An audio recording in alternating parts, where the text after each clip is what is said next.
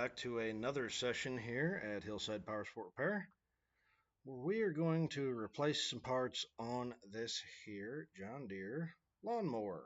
I'm pretty familiar with this unit.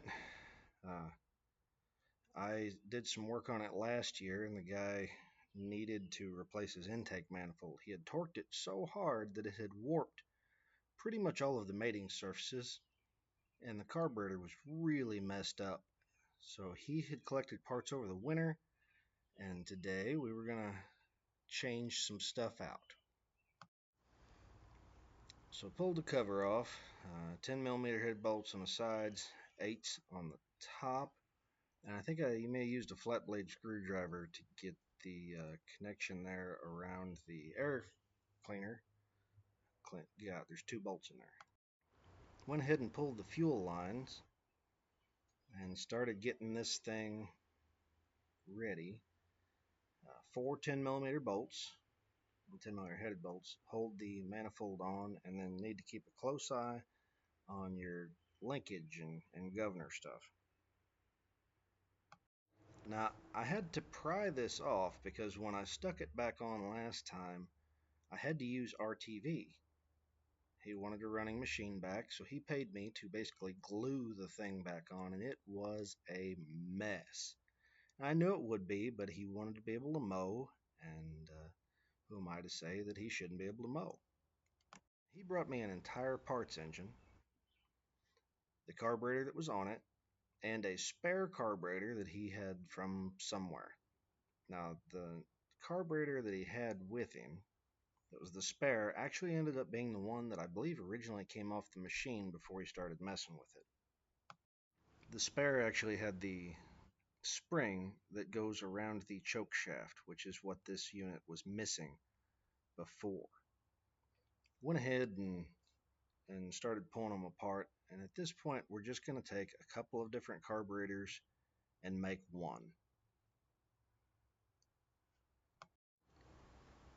I used the jets from one, the float and stuff from I believe another one, the needle, and just tried to put everything back together as quickly as possible. He was in a big hurry to get his spring mow in, of course, but did manage to get a carburetor put together that was at least serviceable.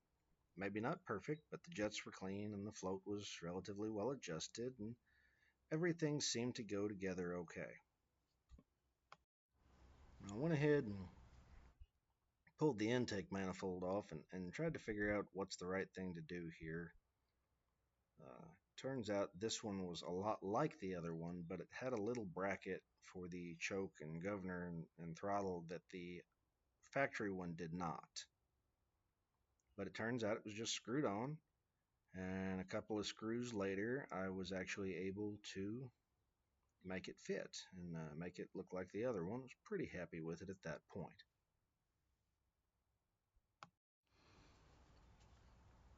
Went through, looked at the carburetor, came off of it. Gaskets were nasty. Kind of compared the manifolds, and still trying to figure out what the right thing to do was at that point.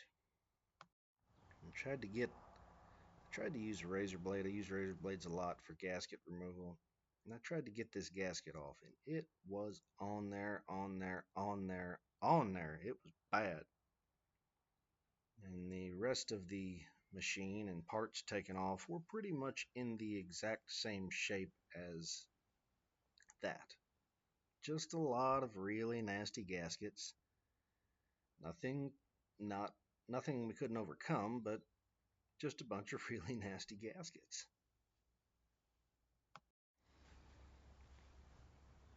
Did remove every O-ring, every seal. I did go through, you can see the manifold we ended up using. I did put the little, someone had removed the little crush washers. There's a sleeve that goes in the mounting tabs, and that keeps you from tightening it so much that you crack the manifold.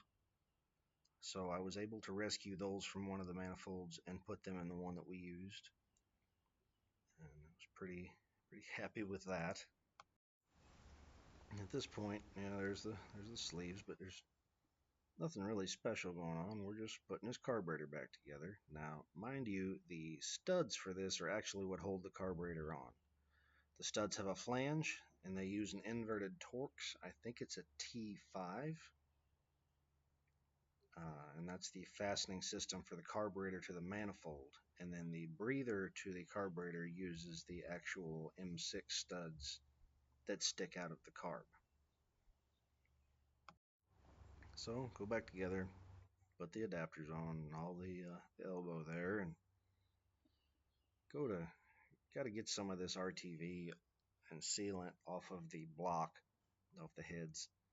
It had to be on there. I couldn't really avoid that. But at this point, it was just, again, nasty. I tried a couple different methods last year to seal this up without that. And even, there's no way to double gaskets. There's no real way to cut one. At the time, I didn't have a 3D printer, so I couldn't print one that was thicker. And it would not have sealed at all. There was actually gaps you could see light through when we were doing it last year, trying to get this thing sealed up to the heads. But we put everything back together, throw the covers back on it, and worked out pretty good. Do believe fuel pump had to be off, yeah.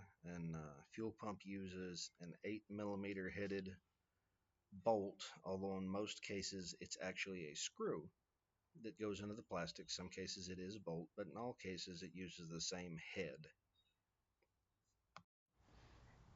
Threw the air filter back on, tightened everything back up, and this old girl, she decided it was going to have a broken wire that had pulled out of a connector, and I didn't charge him anything to fix this wire, but it just wasn't really going to run without it. This opportunity to repair that wire with a ring terminal and some low temp solder, and it went together pretty slick, about like you'd want it to.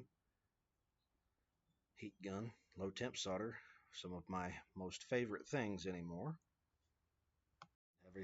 Having everything put back together, tighten it back down on the battery, and I think maybe at one point in time the battery was dead on this thing, but I think it had enough, and we got her. There it was, jump box. That's it. Went through, put the jump box on it, fired it up. It actually ran pretty good with pretty much no adjustment at all needed, and ran her out the door. I'd like to take this opportunity to say thank you for watching. Please subscribe to the channel, and please don't hesitate to use the affiliate links at the bottom.